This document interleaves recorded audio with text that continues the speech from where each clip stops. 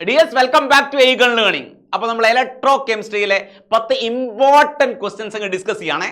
ഓണം എക്സാമിന് ഉറപ്പായിട്ടും ചോദിക്കുമെന്നുള്ള ഉറപ്പുള്ള ക്വസ്റ്റ്യൻ ആണ്. 10 ക്വസ്റ്റ്യൻ ശ്രദ്ധിച്ചേ. ഒന്നാമത്തെ ക്വസ്റ്റ്യനിലേക്ക് പോകാം. നമ്മൾ ഇവിടെ സ്ട്രോങ് ഇലക്ട്രോലൈറ്റിനെയും വീക്ക് ഇലക്ട്രോലൈറ്റിനെയും ഡൈല്യൂട്ട് ചെയ്യുന്ന സമയത്ത് മോളാർ കണ്ടക്ടിവിറ്റിയിൽ ഉണ്ടാവുന്ന വേരിയേഷൻ എക്സ്പ്ലെയിൻ ചെയ്യുന്ന ഗ്രാഫാണ് അവിടെ കൊടുത്തിട്ടുള്ളത്. ഈ ഗ്രാഫ് വരച്ചിരിക്കുന്നത് ഏത് ഇക്വേഷന്റെ ബേസിലാണ്? ഡീബേ-ഹക്കിൾ ഓൺസാഗർ ഇക്വേഷന്റെ ബേസിലാണ് ഗ്രാഫ് വരച്ചിട്ടുള്ളത്. ഫസ്റ്റ് ക്വസ്റ്റ്യനും അത് തന്നെയാണ്. Explain Debye Huckel Onsager equation. നമ്മൾ എഴുതാൻ പോവാണ്.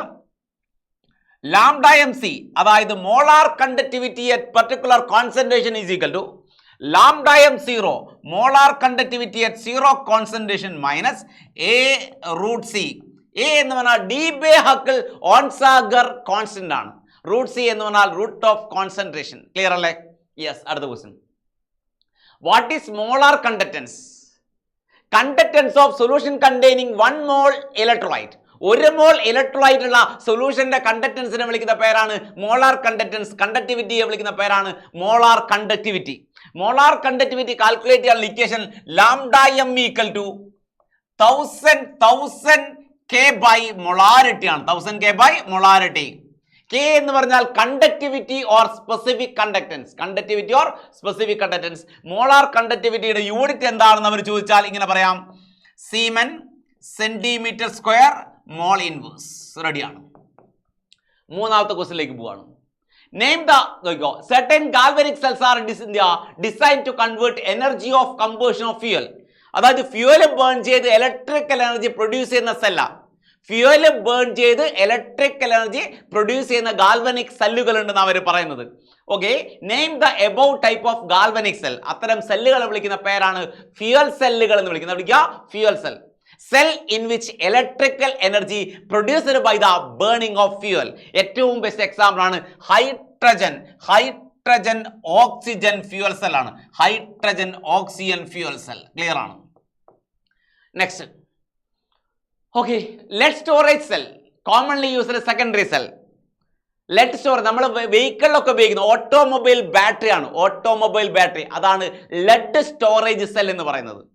Okay, what is a secondary cell? എന്താണ് ഈ സെക്കൻഡറി സെൽ? സെൽ എന്താണ് സെക്കൻഡറി സെൽ? 2 ടൈപ്പ് സെല്ലുകളാണ്, പ്രൈമറി സെല്ലുകളും സെക്കൻഡറി സെല്ലുകളും. Non rechargeable cells are known as primary cell and rechargeable cells are known as secondary cell. Recharge ചെയ്യാൻ കഴിവുള്ള സെല്ലുകളെ വിളിക്കുന്ന പേരാണെന്ന് സെക്കൻഡറി സെല്ലുകൾ എന്ന്. ഓക്കെ അല്ലേ? Yes. What is the anode and cathode of this cell? അതായത് ലെഡ് സ്റ്റോറേജ് ബാറ്ററിയുടെ ആനോഡും കാഥോഡും എന്താണെന്ന് ചോദിച്ചത്. ആനോഡ് എന്താണെന്ന് വെച്ചാൽ ഒരു മെറ്റാലിക് ട്യൂബിൽ പ്യുവർ ലെഡ് ഫിൽ ചെയ്യും. അതാണ് anode. Metallic grid filled with pure lead അഥവാ സ്പോഞ്ചി ലെഡ്, അതാണ് ആനോഡ്. എന്താണ് കാഥോഡ് എന്ന് വെച്ചാൽ metallic grid filled with lead dioxide, that act as cathode. അപ്പൊ ആനോഡും കാഥോഡും ക്ലിയർ ആണല്ലോ.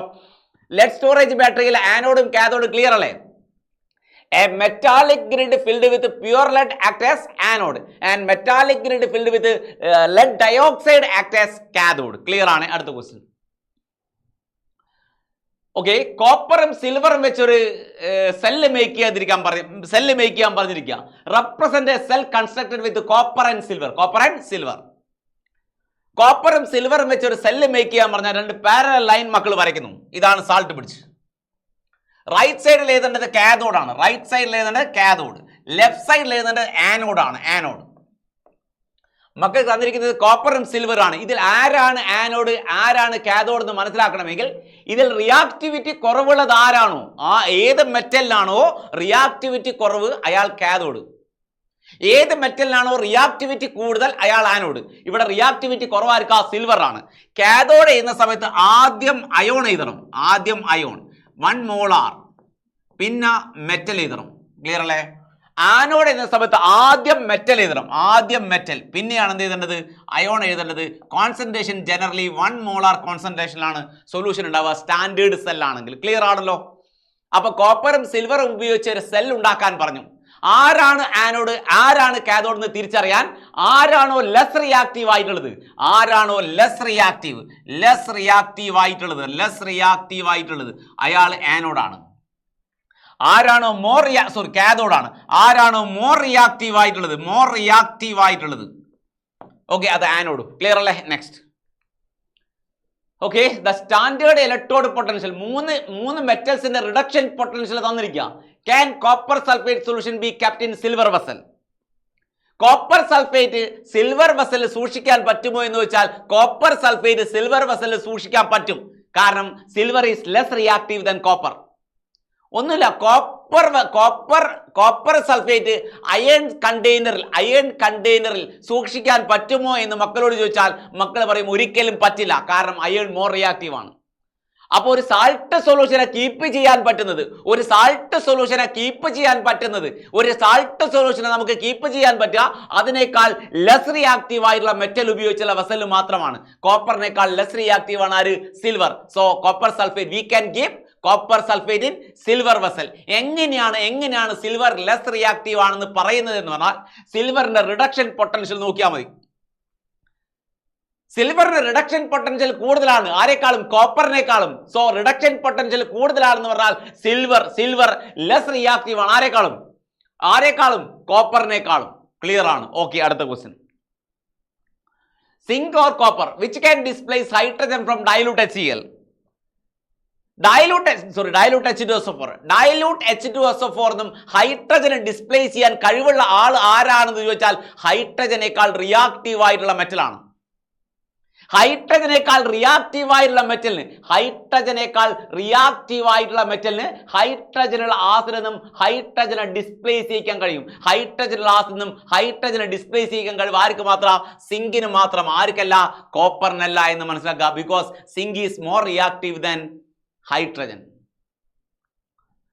Explain the change of conductivity and molar conductivity of solution with dilution.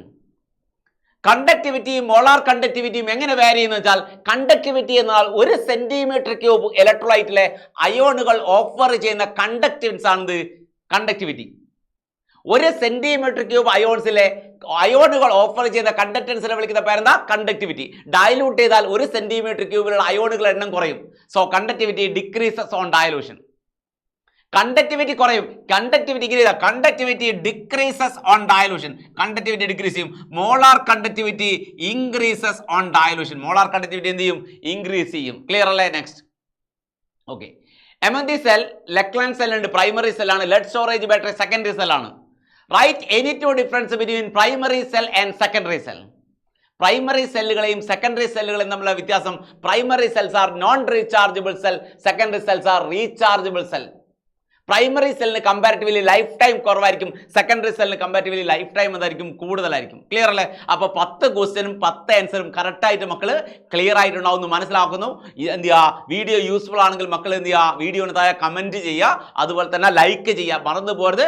Channel subscribe ചെയ്തില്ലെങ്കിൽ ഇതുപോലുള്ള കോണ്ടന്റ് വീഡിയോസിന് വേണ്ടി ചാനൽ എന്ത് ചെയ്യുക? സബ്സ്ക്രൈബ് ചെയ്യുക. ലൈവ് ക്ലാസ്സുകളൊക്കെ സ്ഥിരമായിട്ട് +2 ചാനലിൽ വരുന്നുണ്ട്. മക്കൾ കറക്റ്റായിട്ട് കാണാം. ഓക്കെ.